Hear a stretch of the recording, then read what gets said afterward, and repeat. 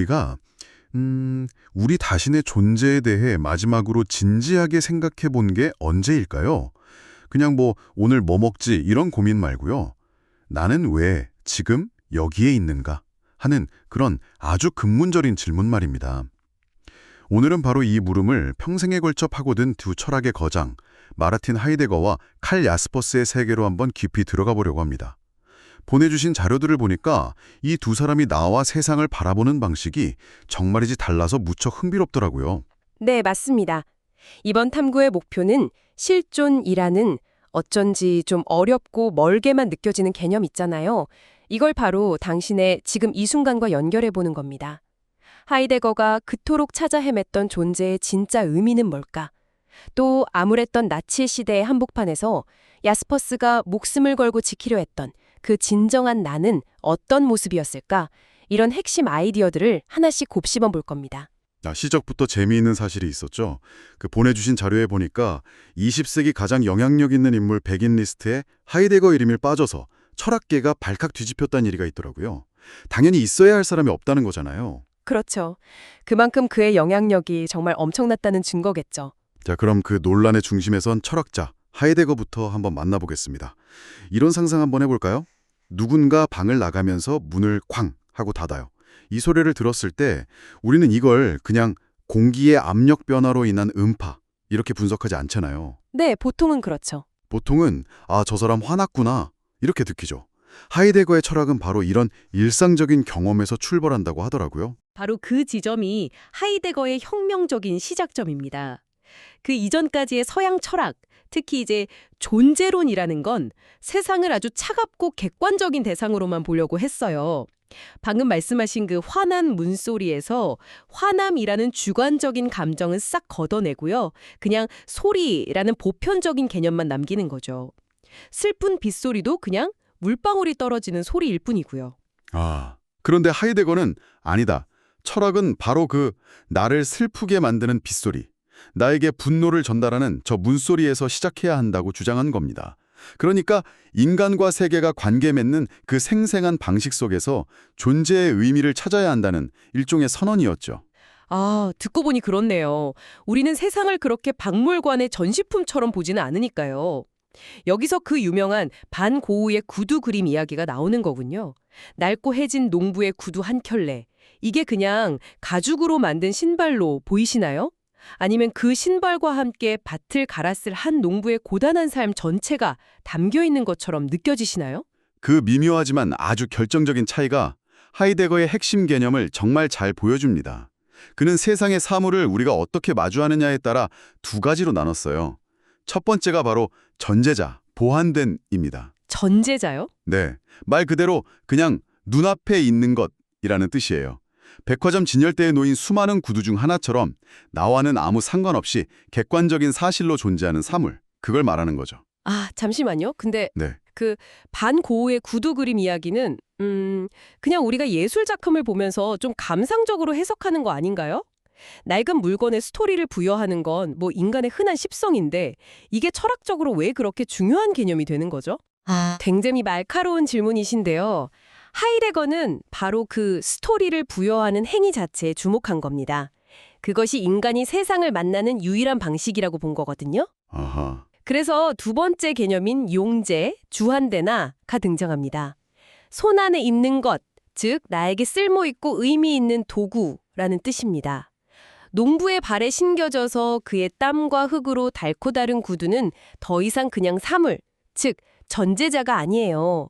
그 농부의 삶을 가능하게 하고 그의 역사를 증언하는 특별한 용제가 되는 거죠. 망치가 그냥 쇠와 나무의 결합, 즉 전제자가 아니라 못을 박을 때 내 손의 일부가 되는 것. 그게 바로 용제입니다.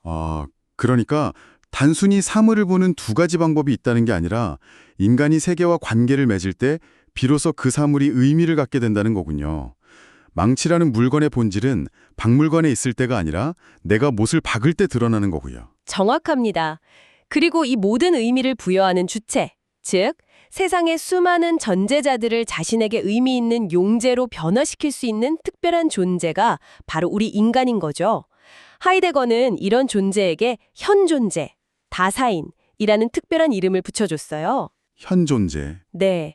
거기에 있다, 사인이란 뜻인데 이게 단순히 공간을 차지하고 있다는 의미가 아닙니다. 나는 왜 여기에 있는가? 라고 스스로의 존재 의미를 물으며 그 물음을 통해 자신의 존재를 세상에 드러내는 유일한 존재, 바로 그 뜻이죠. 와, 김춘수 시인의 꽃이 딱 떠오르는데요. 내가 그의 이름을 불러주기 전에는 그는 다만 하나의 몸짓에 지나지 않았다. 여기서 하나의 몸짓이 전제자고 내가 이름을 불러주어서 의미 있는 꽃이 된 게 용제라고 볼 수 있겠네요. 그리고 그 이름을 불러주는 나가 바로 현존재인 셈이고요. 와, 이제 좀 감이 오네요. 네, 아주 완벽한 비유입니다. 현존재인 우리가 어떻게 바라보고 관계 맺느냐에 따라 세상은 그냥 차가운 사물들의 집합이 될 수도 아니면 나의 삶과 얽힌 의미 있는 도구들의 세계가 될 수도 있는 거죠. 여기서 하이데거가 평생을 바쳐 탐구한 질문이 나옵니다. 전통 철학은 존재자, 그러니까 책상, 나무, 인간처럼 이미 있는 것들에만 집중해 왔거든요.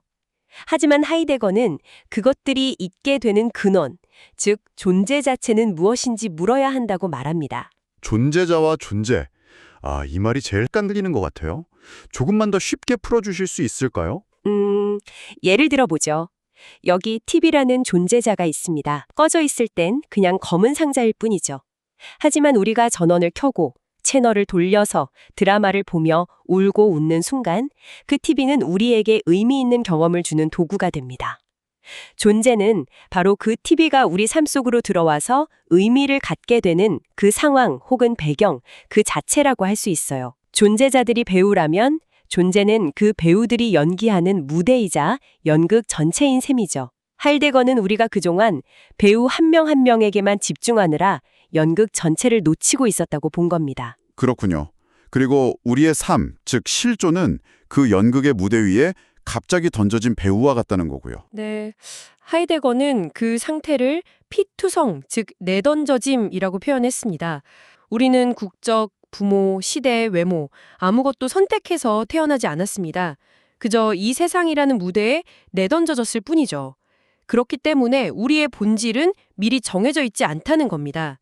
이 내던져짐 속에서 언젠가 죽는다는 유한한 존재임을 똑바로 마주하고 어떻게 살아갈 것인가를 스스로 선택하고 책임지는 과정 자체가 바로 우리의 본질이다. 이것이 하이데거 실존 철학의 핵심입니다. 하이데거가 나와 세계의 내면적인 관계, 그리고 그 안에서 의미를 만들어가는 과정에 집중했다면 이런 고민은 거친 현실의 벽 앞에서 어떻게 될까요? 전쟁이라던가 거대한 사회적 압박 같은 상황이 내 삶을 통째로 덮쳐올 때 말입니다. 바로 이 지점에서 우리를 기다리는 철학자가 칼 야스퍼스입니다. 정신과 의사 출신답게 인간의 구체적인 현실에 더 집중했죠. 맞습니다. 특히 야스퍼스는 유대인 아내와 결혼했다는 이유로 나치 정권 하에서 교수직을 박탈당하고 끊임없는 살해 위협에 시달려야 했어요. 그의 철학은 이런 극한의 체험 속에서 벼려진 결과물이라고 할 수 있습니다. 야스퍼스의 출발점은 인간은 결코 진공 속에 홀로 있지 않다는 것입니다. 우리는 언제나 특정한 상황 속에 놓여 있죠. 그리고 그 상황은 늘 역사성을 갖습니다. 예를 들어 우리가 한일 축구 경기를 보면서 유독 뜨거운 감정을 느끼는 건 단순히 공놀이를 보는 게 아니라 두 나라의 복잡한 역사라는 상황 속에서 경기를 보기 때문이죠. 인간을 이런 구체적인 상황 밖에서 분석하려는 시도 자체가 무의미하다고 본 거예요. 그러고 보니 정말 그렇네요. 우리는 항상 어떤 상황에 영향을 받으면서 살아가죠. 그런데 야스퍼스는 그중에서도 우리가 결코 바꿀 수 없는, 피할 수 없는 상황이 있다고 강조했더군요. 네, 그것을 한계 상황, 그랜지 시투에이션이라고 불렀습니다. 말 그대로 우리가 맞부딪힐 수밖에 없는 존재의 벽들이죠. 그는 대표적으로 4가지를 꼽았습니다. 바로 죽음, 고통, 투쟁, 그리고 죄책. 죽음이나 고통, 타인과의 투쟁, 이건 직관적으로 와닿는데 죄책이 한계 상황이라는 건 조금 독특하게 들리네요. 내가 잘못한 게 없는데도 죄책함을 느껴야 하는 그런 상황을 말하는 건가요? 그렇습니다. 여기서 말하는 죄책은 법적인 죄와는 좀 달라요. 자료에 나온 환경 문제 예시가 아주 적절합니다. 나는 그냥 편해서 일회용 컵을 하나 썼을 뿐인데 그런 행위들이 수억, 수십억 번 모여서 결국 지구 반대편의 누군가를 기후 난민으로 만들고 생태계를 파괴하는 원인이 되죠. 나는 아기가 없었고 심지어 그 결과를 알지도 못했지만 인류 공동체의 일원으로서 피할 수 없는 책임감을 느끼게 됩니다. 이런 억울하지만 벗어날 수 없는 책임감. 이것이 바로 한계 상황으로서의 죄책입니다. 아, 의도와 상관없이 내 존재 자체가 어떤 결과에 연루되는 상황이군요. 자, 여기서 야스퍼스는 이런 상황 속 인간의 모습을 두 가지로 나누는데요. 여기서 아주 중요한 점이 있죠. 하이데거와 똑같은 용어를 쓰는데 의미는 완전히 다르다고요. 네, 바로 이 지점에서 많은 분들이 혼란을 겪습니다. 야스퍼스도 현존재, 나자인이라는 단어를 쓰는데요. 하이데거와는 정반대 의미로 사용합니다. 하이데거에게 현존재가 주체적으로 존재의 의미를 묻는 나였다면 야스퍼스에게 현존재는 그저 상황에 종속되고 군중 심리에 휩쓸리는 주체성 없는 나를 가리켜요. 아, 주체성이 없는 나. 네, 예를 들어 반 전체가 한 명을 따돌릴 때 이건 좀 아닌 것 같은데 싶으면서도 분위기에 휩쓸려서 같이 동참하고 마는 나. 그게 바로 야스퍼스가 말하는 현존재입니다. 그는 이런 대중을 실존 없는 현존재, 신앙 없는 미신이라고까지 비판했죠. 와, 정말 이름은 같은데 뜻은 180도 다른 셈이네요. 일부러 그랬을까요? 그렇다면 그 반대편에 있는 진정한 나를 가리키는 말이 있겠군요. 네, 그것이 바로 실존, existence입니다. 진정한 나를 의미하죠. 모두가 예라고 외칠 때 그 광적인 집단의 질서에 매몰되지 않고 용기 있게 이건 잘못되었다라고 외치며 저항하는 존재. 나치의 광기가 독일 전역을 휩쓸 때 모두가 등을 돌려도 끝까지 아내의 곁을 지키며 자신의 신념을 포기하지 않았던 야스퍼스 자신이야말로 실존의 모습을 온몸으로 보여준 셈이죠. 그렇다면 우리는 이 피할 수 없는 한계 상황 속에서 어떻게 주체성 없는 현존재가 아니라 진정한 나인 실존으로 거듭날 수 있을까요? 야스퍼스는 우리가 이 세계나 우리 자신을 포함한 그 어떤 것도 온전히 파악할 수는 없다고 말합니다. 우리가 아는 건 언제나 지극히 단편적인 부분일 뿐이라는 거죠.